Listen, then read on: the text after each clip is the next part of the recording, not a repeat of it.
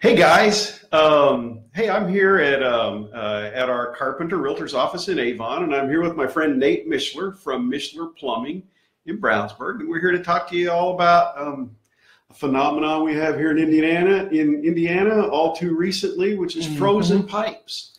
Yeah.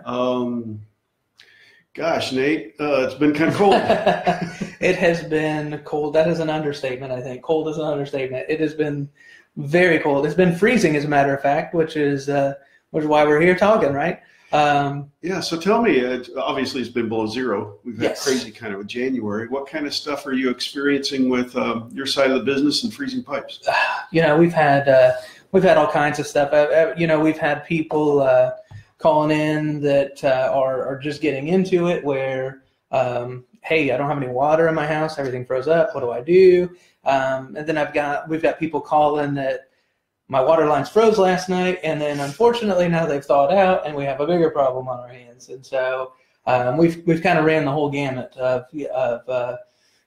different reasons people have called. But yeah, we've had our pretty substantial amount of frozen water lines. Keeping you busy? Keeping us very busy. Yeah. So tell me, Nate, when a homeowner has a frozen water pipe like that and they call you, what kind of damage do you see what's it causing? Oh man, it's it varies. We've seen some people with maybe somebody leaves their garage door open and their water softener's outside.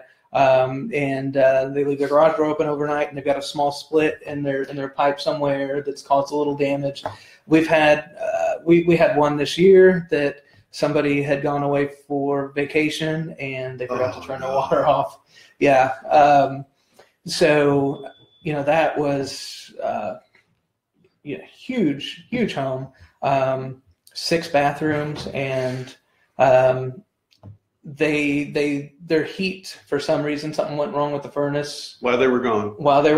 Yeah. The furnace had shut off. I think blower motor had gone bad or something, and so the entire house completely flooded. So it can be, So once the frozen pipe thawed. That's the problem. That's the problem, is with the weather doing this, like it is thousands of dollars, because what happens is, it freezes up. The water, when it freezes, the water expands in the pipe splits down the side. And so once that pipe splits, the damage is done. Once the water's frozen, and you first time you open that faucet and you're like, okay, nothing's coming out, that's when we get nervous, because that's when the damage is done, when it's already. So then what happens is, when the weather warms back up, pipes thaw out. Yeah. And then that's what happened to that home that we did. That was, it was cold for a week, and then it got above freezing for a day. Yeah. And all of a sudden, for a day, water just pouring out of everywhere. While they're not home. What a tragedy. Oh, I want to reach out and say hi to Aaron and to Dell and to Patty. Mm-hmm. Appreciate you guys joining us. Don't hesitate to post any kind of questions you might have. Dell Phillips with Michaelis is certainly giving you guys a good thumbs up. I think you must do some business with them. Yeah, Dell's. Those are good people. Yep. I want to know a little bit more. Tell me, Nate, what kind of temperature? At what point should a homeowner begin to be worried about their pipes? Obviously, water freezes at 32 degrees. When should a homeowner start worrying about frozen pipes? Well, we would say start worrying about it now in the summertime. Okay. Don't even wait for it to get cold. Yeah. But it's and it varies. Like when it actually is going to freeze. That's the one thing that we found over years of doing this, is that the one thing that's it's unpredictable. It's it depends on so many different factors. So many things. Depending on where the pipe is ran, what direction the wind is blowing, how cold does it get, what direction does the house face. There's so many different things, but what happens is, typically anytime it gets below 32, there's a danger of it possibly freezing. Yeah. And what we typically see is, once it gets below 32 for about 2 or 3 days, then then the phone starts ringing. We start hearing them come in. We get days like it's -5. Yeah. It doesn't take 2 or 3 days. Then if it gets down with the quickness, it's usually a lot. We'll get those calls right away, but it depends on a lot of factors. Okay. again, like I said, if the wind's blowing the right direction and it gets just cold enough, it's but yeah, there's okay. Well, you mentioned now's the time for homeowners to begin to think about that. Like today, I think it's probably 45 degrees out there. It actually feels kind of balmy. Right. So at this point, a homeowner should be kind of planning ahead and taking precautions. What would a homeowner do? How would they, if I'm a homeowner and I don't understand plumbing, or I might even be new to Indiana and don't understand what cold weather can do. Right. What should a homeowner do to protect themselves so that when the next 5 below 0 day comes along, they can feel a little more comfortable? What would they do? Yeah, and that's a great point. Especially, we get people that are transfers from Florida or something where California, yeah, where it doesn't get cold. You go down to Florida and you see water heaters sitting in their attics, and that's just normal because they don't deal with that exposed piping. The biggest thing we tell people is if you want to 100% for sure prevent frozen pipes, the most important thing is to not run water lines through an unconditioned space. And we mean an unheated area. So the main thing is keep your heat on, make sure your heat's going to be staying on. Yes. And then, crawl spaces are a big one. Crawl spaces are always, make sure we have a lot of those here. Yeah, we do have a lot of those. And people think, well, my heat's on, I'm good to go. Yeah. But if your crawl space has a door that's open, sometimes they don't keep their door closed. Sure. Or their vents. Sure. They've got the vents that let a lot of air through. Homeowners should be looking to keep that stuff closed. Make sure that crawl space is comparable to what's up above. Make sure it's fairly warm down there. Gotcha. Keeping that stuff warm. There's certain things like on trailer park, like in the modular homes where they don't have a choice. You're going to run it under the skirting. Oh yeah. And then they can wrap it with heat tape and then put some insulation over it. Sure. Different things like that. You've got to keep them. Now, again, we tell them in that situation, you're in an unconditioned space, and we're just trying to kind of help prevent it from freezing. What you really have to do, if it's not truly in a space that's warm, that's above 32 degrees, you always run that risk. Yeah. Does the heat tape? Is that a good solution? The heat tape and if you have insulating the pipe, does that? If you have no other option, it's a good thing. Seems dangerous to me. It's I've not heard of a lot of trouble with the heat tape. We've not had anybody that's really had a whole lot of issues there. I've heard a lot with space heaters, people trying to thaw their stuff out. And fire hazard. You got to be careful with some of that. The heat tape and the insulation is a good solution if you have no choice. If it has to be run somewhere. Yes. Maybe it's in a garage or, like I said, in a modular home under the skirting, something like that, where you have no choice. It's not going to get heated. Yes. Then it's a good precaution to take. It's not 100% foolproof that now it's not going to freeze. Another thing you can do too is if when it does. As soon as it gets to be below 32, it's not going to freeze if it's 33 or more. Right. So if it hits 32, another thing you can kind of do if you're last minute, no, I didn't prepare, what am I doing? You can always leave your faucet dribbling a little bit.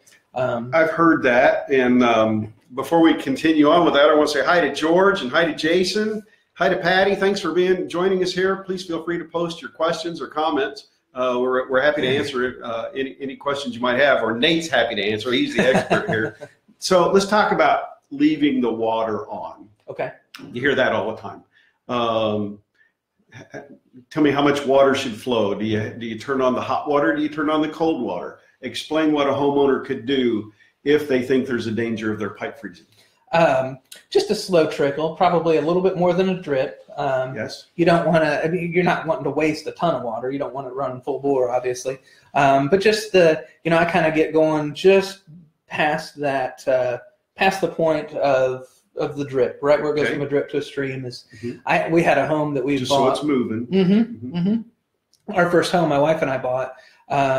We had somebody had done a remodel before we had bought the home, and they ran all the water lines through the attic. Yes. And so, knowing that was an issue when we bought the house, where we would do just that every year. I would just leave it trickling just a little bit. Once it got like below 0, or just anytime? Anytime it got below 32 or below. Okay. All right. Eventually what we ended up doing is putting in recirculating line for, like you would for hot water recirculating. Sure.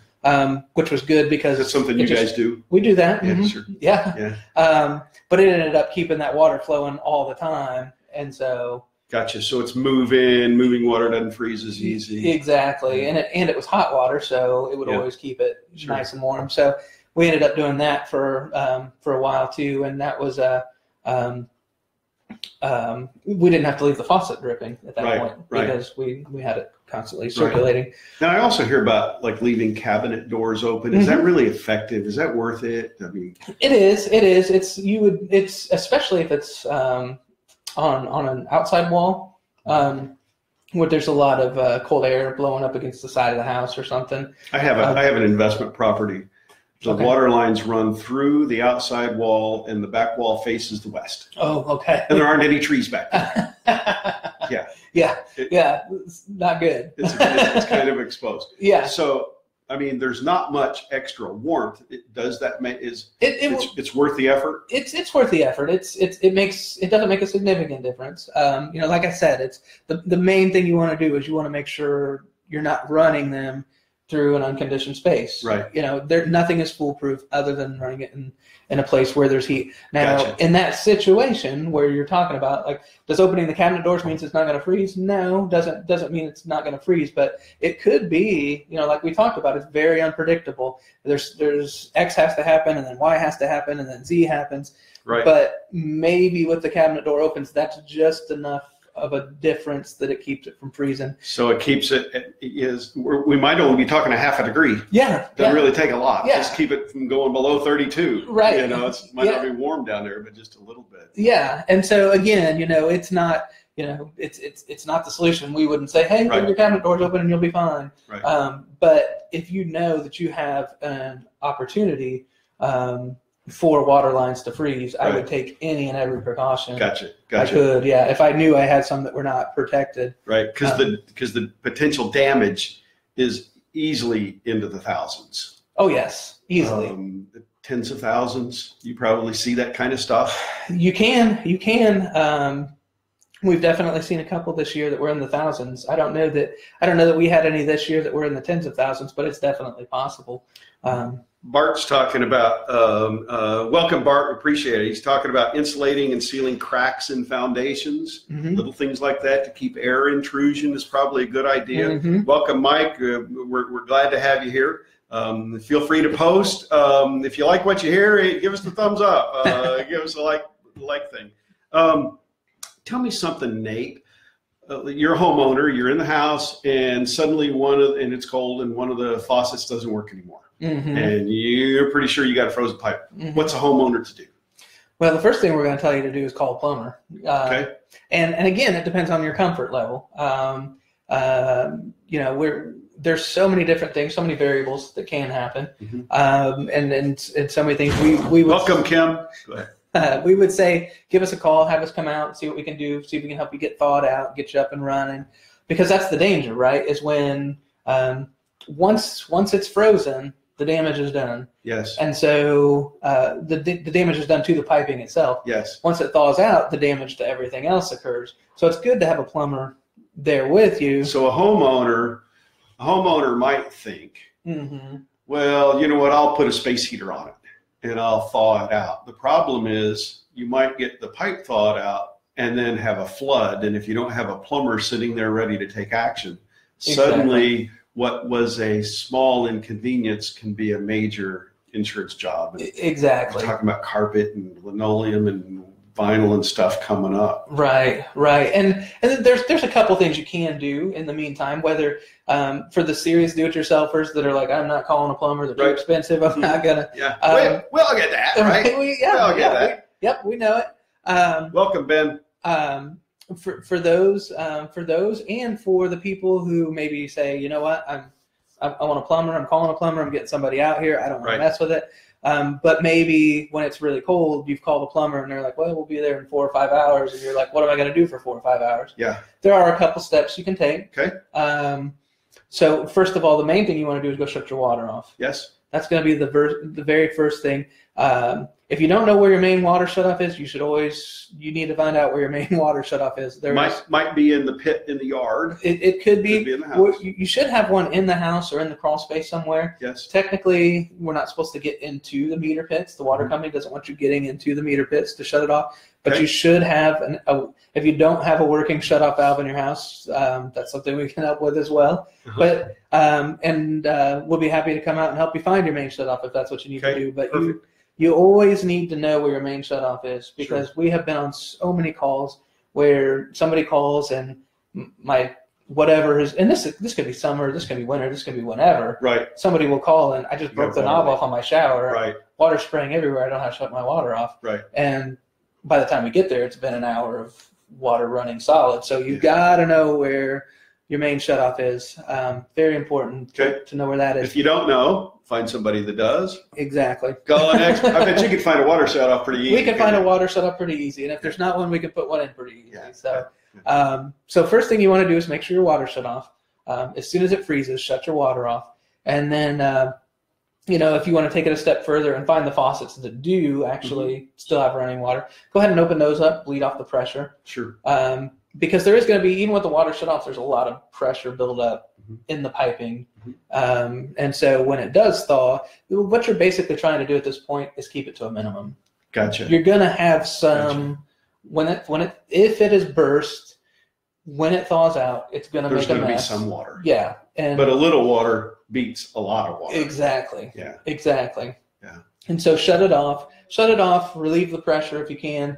Again, it's if you want to open some cabinet doors and some of that kind of stuff, always caution people. People have taken space heaters and try to do things, and I've seen a lot of houses burn down. And go to good weather. Yes, exactly. Yeah. So just be careful. If you do decide to go that route, be very careful. And again,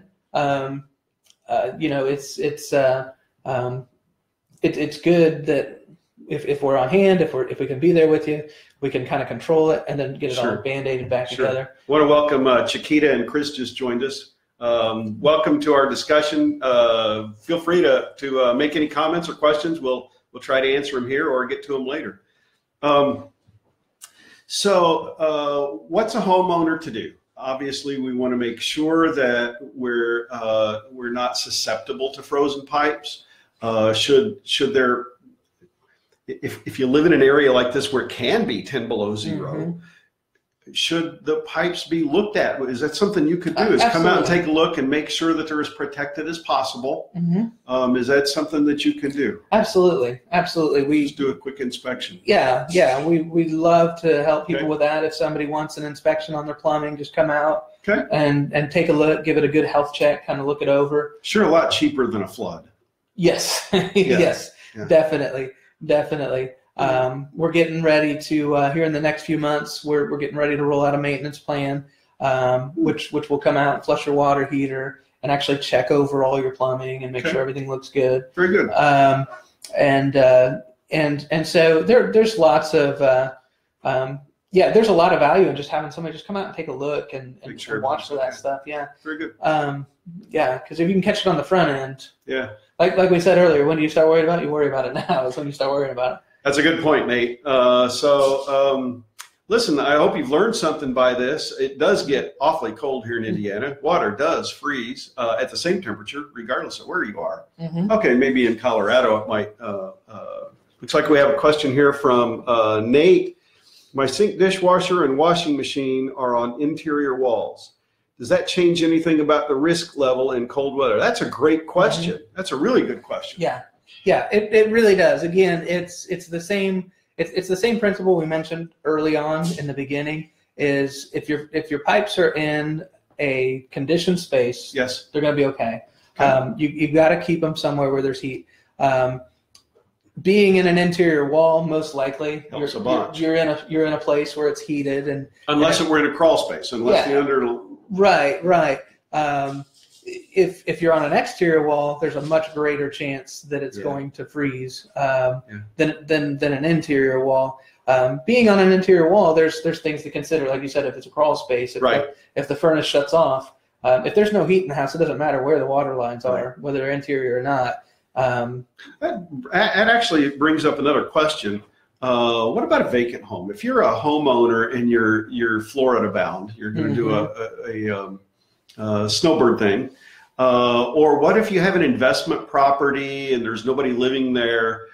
Should those properties be winterized? Absolutely. What would you suggest? Absolutely. Yeah. If you're going to go away for the winter, definitely. Yeah, we tell people when they go on vacation for a week, shut their water off. Yes. If you're going to go for a few months, if you're going to be gone for a snowbird, for example, absolutely get it winterized. Is that expensive? No, it's around a couple $100 to get it winterized. Yeah. And you get it done, and you get the peace of mind. You go away. Yeah. There's so much stuff we can do. If you just want a free consultation before you go out of town, say, hey, come out, take a look, let me figure out what's going on. There's things we can look at to help, hey, Aaron, to help prevent some of that stuff. We've got. With sump pumps now, they've got technology to where we've got Wi-Fi modules you can set up. So if you've got Wi-Fi in your home, if your sump pump gets to where it's rising up pretty high and it's not kicking on, it'll actually send you a text message. So you could be in Florida. That's pretty cool. Yeah, that's really cool. I hadn't heard that. And cool. So there's different things you can do. So there's lots of stuff we can talk about. Great. Nate, lots of good information. Yes. Friends, watch out for your water pipes. You don't want a tiny little freeze to create a major disaster. And Nate sees it all the time. I hear about it quite a bit, especially on vacant homes. So protect yourself. Listen, if you have questions about what to do or you need help, Nate, can you share your information? How would somebody reach out to you? Don't call me for your plumbing issues, okay? I'm not your plumber. Nate, how would they reach you for other questions? However is easiest for you. We have you can give us a call, 317-858-3089, and we got people that can get out and answer your questions or come out and take a look. You have a website? We have a website. If you're more comfortable sending in an email, we've got a website, www.mishlerplumbing.com. You can get on there, and there's a contact form online on our website. You can shoot us an email, and we can reach out to you that way as well. Looks like we have another question from Bart. Says, I believe pump alarms now might have a temperature monitor. That's interesting. And welcome, Brandy. Welcome to our Facebook Live. Brandy says, thank you for the information, for setting this up. We're in need of a plumber. There you go. Awesome. Brandy's a terrific gal, and she's out in Brownsburg, and I'm sure she'll hook up. So you know how to reach Nate. If you have any questions, you have any problems with that, send me a message. Listen, if you're watching this on a replay later, it's not live, still go ahead and post your comments, questions, etc. I'll follow up with each and every one. If it's plumbing specific, Nate will follow up. I'll make sure that happens. Thank you for joining us on our Facebook Live today. Did you have anything else you'd like to add? Just thanks for joining us. We appreciate the opportunity to get some of this information out there. And if you have any questions, post, call, email, let one of us know. We'll be happy to help you out. Listen, y'all enjoy your day. Thanks. Thank you.